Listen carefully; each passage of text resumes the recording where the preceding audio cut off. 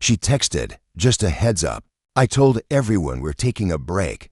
While I was at a work conference, I replied, "Thanks for letting me know." Then I made it permanent. The Facebook relationship status change she saw at her sister's wedding. Ethan Cole, 32, was pitching to a room full of potential investors' numbers, slides, projections all carefully rehearsed. Yet there it was, in black and white, completely shattering my focus.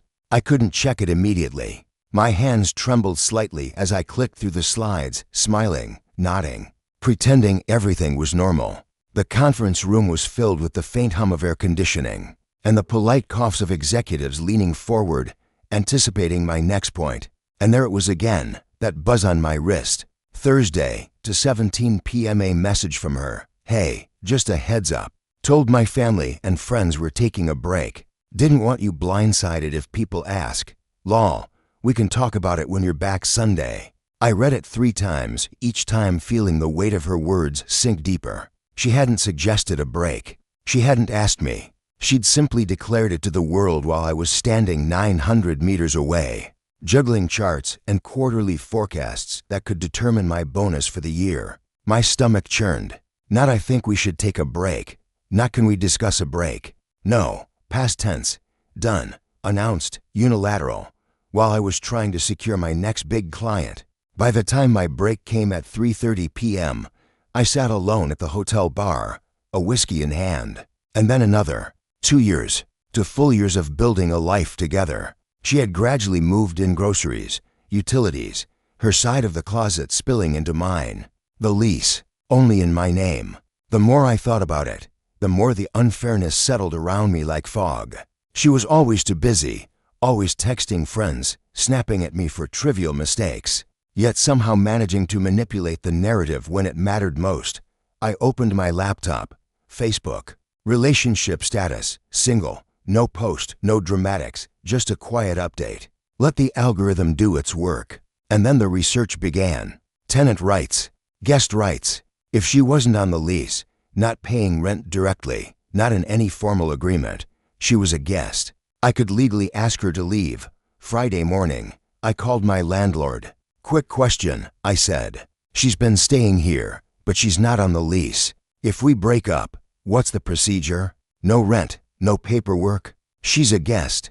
You want her gone? Just tell her." Got it. Flight back to Portland Saturday morning. She wasn't home, probably at her sister's bridal fitting. I spent 4 hours packing. Her clothes, her shoes, that absurd collection of decorative pillows, the hundreds of candles, hair products that cost more than my entire grooming routine, everything neatly boxed, labeled. Locksmith came, $190. New locks installed by 4 p.m. My apartment finally felt like mine again. At 8:43 p.m., she returned. Scraping, rattling, pounding. "Hey, my key isn't working," she said, a smile awkwardly plastered on her face. I let her stand there. "What are you doing?" she asked. "You told everyone we're taking a break." "I'm making it permanent." Her eyes widened, the smile faltering. "We're not taking a break." I meant, no, you announced a break without asking me. "I'm announcing a breakup, done. Your things are boxed up," she argued. I listened. Tried tears, rational explanations. Weddings in a week, stress, needing space. I held my ground. She wasn't on the lease. She was a guest.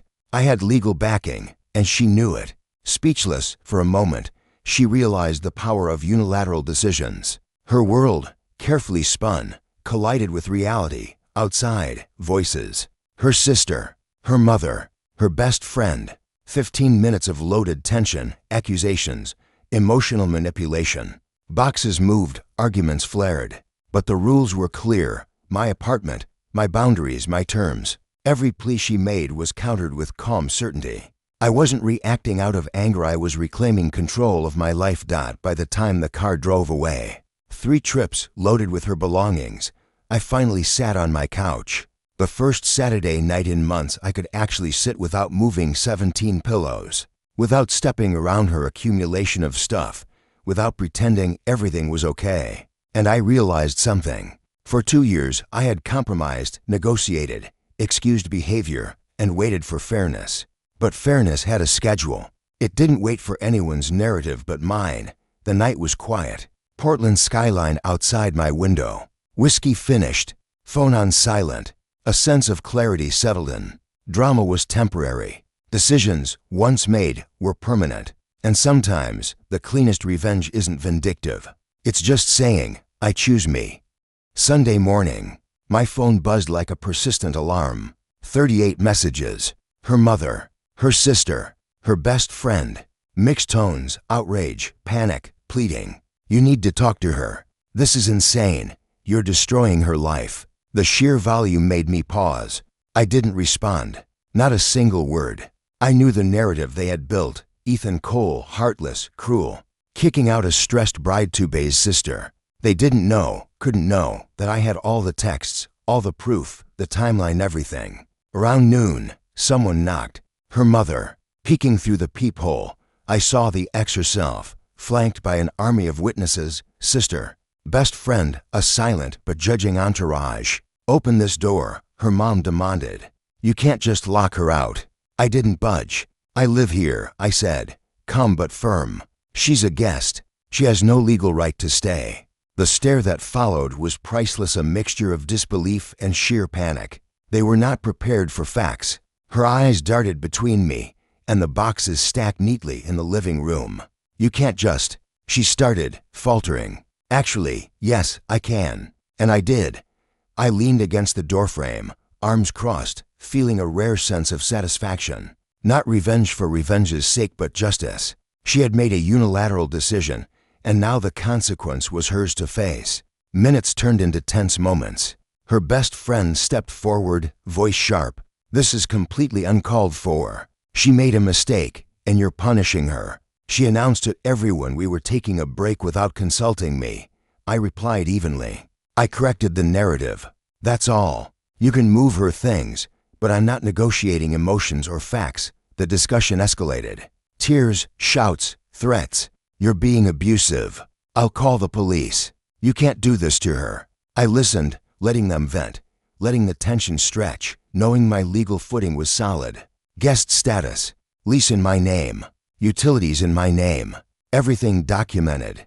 I had called the non-emergency line before. I had prepared for the scenario. Every argument they made crumbled against cold, documented reality. Finally, after 15 minutes of chaos, they loaded the last of her belongings into the car. 3 trips. Exhaustion and anger written on every face. As the car doors slammed shut, the street quieted, and for the first time in months, my apartment felt like home. I spent the next hour reflecting, not in anger, but in a rare, clear-eyed evaluation of human behavior. 2 years of compromise and a single moment of unilateral action from her had forced my hand. It wasn't about cruelty, it was about boundaries, about asserting them before the situation spiraled further, about ensuring that no one could assume my passivity meant permission. By Monday, the fallout had begun. Messages from mutual friends, social media notifications, fragmented accounts of the event. Her version, Ethan Cole, merciless, heartless, abandoned me before my sister's wedding. My version, safely tucked away in text logs, timestamps.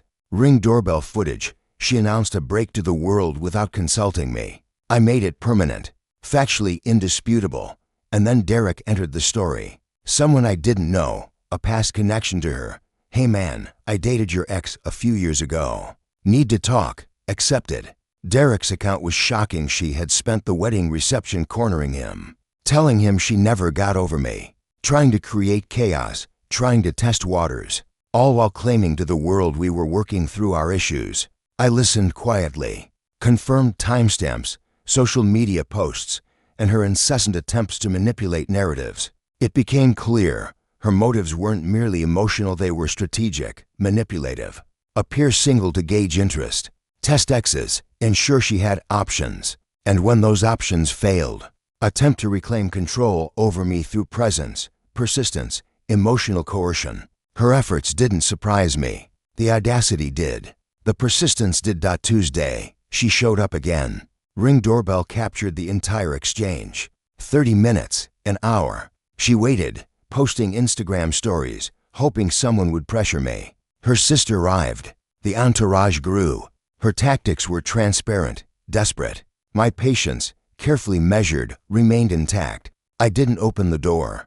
I didn't negotiate feelings. I enforced boundaries. By nightfall, enough was enough. Non-emergency police line. Clear, concise. She's refusing to leave. Not threatening, but she won't comply. Please advise. 15 minutes later, an officer appeared. Verified guest status, lease information, trespassing warnings. She left, screaming threats, claiming emotional devastation. Yet every action she had taken ignoring clear legal boundaries, attempting entry. Harassment was documented. I had prepared meticulously later that week. Texts, blocked numbers, repeated attempts at contact, demand letters, claims of emotional distress, relocation costs, property theft, absurd. No lease, no rent, no property unreturned. I consulted a lawyer, laughed, every claim dismantled by fact and proof. She had weaponized emotion without legal footing, and now reality was pushing back. By the end of the week, restraining order paperwork filed, video evidence, witnesses, texts, law enforcement reports airtight, court date scheduled. She would not win. She could not harass, manipulate, or intimidate anymore. Boundaries enforced. Justice quietly served. The narrative of chaos, control, and attempted coercion met its match in preparation, patience, and calm execution. Court day arrived. I sat in the small federal courtroom in downtown Chicago. Documents organized neatly in a leather binder, my lawyer beside me. She entered last, flanked by her mother and a second attorney, eyes wild, posture defensive. The judge looked over his glasses, unimpressed. Case 2147, Cole versus Harper. Please proceed. My lawyer began, calmly presenting text logs, timestamps, ring footage, witness statements. Every single claim she had made: emotional distress, forced relocation, property theft collapsed under evidence. Her lawyer tried to argue intent. He led her on, traumatized her by ending the relationship abruptly. The judge's eyebrow rose. Mr. Cole's actions were based on verifiable facts. She was a guest, not on the lease, and refused repeated requests to vacate. Intent to enforce boundaries does not constitute harassment or emotional abuse. The courtroom murmured. She visibly paled. The judge reviewed video evidence, her attempting to unlock my door, remaining outside for 2 hours, posting stories, refusing to comply with law enforcement. I stayed calm, watching her unravel. Her mother whispered frantically, her attorney scribbled notes, and she realized the magnitude of her miscalculation. The restraining order was granted 1 year. No contact, no third-party contact, stay 500 feet away. Legal reality had overtaken her attempts at narrative manipulation. Outside the courthouse, Derek's fiancée approached me. "Thank you," she said, voice soft but firm. "Your diligence prevented my wedding from becoming a disaster." I don't know how she thought this was fair. Derek nodded, gratitude evident. I didn't respond beyond a nod. I had no need for validation. The law, facts, and preparation had spoken louder than any argument, any plea, any manipulation. Social media, as expected, exploded afterward. Her post claiming emotional devastation vanished within an hour. Mutual friends began reaching out, some apologetic for believing the false narrative, others simply curious, asking how I had handled what appeared to them a chaotic and heartless eviction. I kept responses brief. Facts speak for themselves. Situation resolved legally. No further comment. Boundaries reinforced publicly and privately. Weeks passed. She attempted indirect contact through friends. Each message ignored. Every intrusion documented. The legal protection in place, I felt a rare peace. My apartment, once overrun with decorative chaos, was calm again. I could sit, enjoy space, and breathe. The conference deal I had worried over closed successfully. My career moved forward, uninterrupted by the personal drama that could have derailed it. Life slowly regained its rhythm. I started dating someone new, someone present, communicative, trustworthy. Julia, a physical therapist with her own apartment, own business, sense of humor, and a clear understanding of boundaries. Our first dates were light, calm, and filled with laughter, refreshing after months of stress and chaos. She asked about my ex. I told the truth, unembellished, calm. She wanted to test the waters with an ex, keep me as backup. I corrected the narrative legally. That was it. Julia nodded, impressed but unshaken, understanding the value of clarity and honesty. Meanwhile, my ex. Reports trickled in. Lost her job due to absenteeism. Relationships strained. Family support withdrawn. Friends distanced themselves, realizing her narrative was false and manipulative. Wedding photos required extra editing due to tears and red eyes she caused, not mine. Social consequences matched her actions. Manipulation begets isolation. Dishonesty begets loss. A harsh but inevitable truth. Reflecting on the ordeal, I realized the core lesson: never allow someone to make unilateral decisions about shared realities without consequences. Boundaries are not punitive. They are necessary. When someone tests them, especially in a manipulative or self-serving way, the response must be measured, firm, and legally grounded. Emotional restraint, clear documentation, and patience were my allies. The chaos my ex attempted to unleash became a testament to the power of preparation over reaction. Weeks later, I scrolled through photos from the wedding, smiling at the images of happy couples, friends celebrating. My ex's attempts to manipulate, to assert control, had left her isolated in the crowd. Meanwhile, I had peace, legal clarity, and new beginnings. Love, I realized, is not merely about passion, it's about respect, communication, and boundaries. She wanted to announce breaks, test exes, and manipulate narratives. I enforced reality, boundaries, and truth. In the end, my relationship status still reads single on Facebook. But I'm not worried. When the right person comes along, they'll value honesty, partnership, and mutual decision-making. She made choices for herself. I made choices for myself. The story is over. The lesson is clear.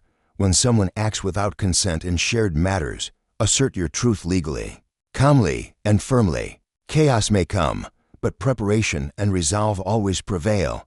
And as for me, life moves forward. Apartment quiet, career thriving, new love promising.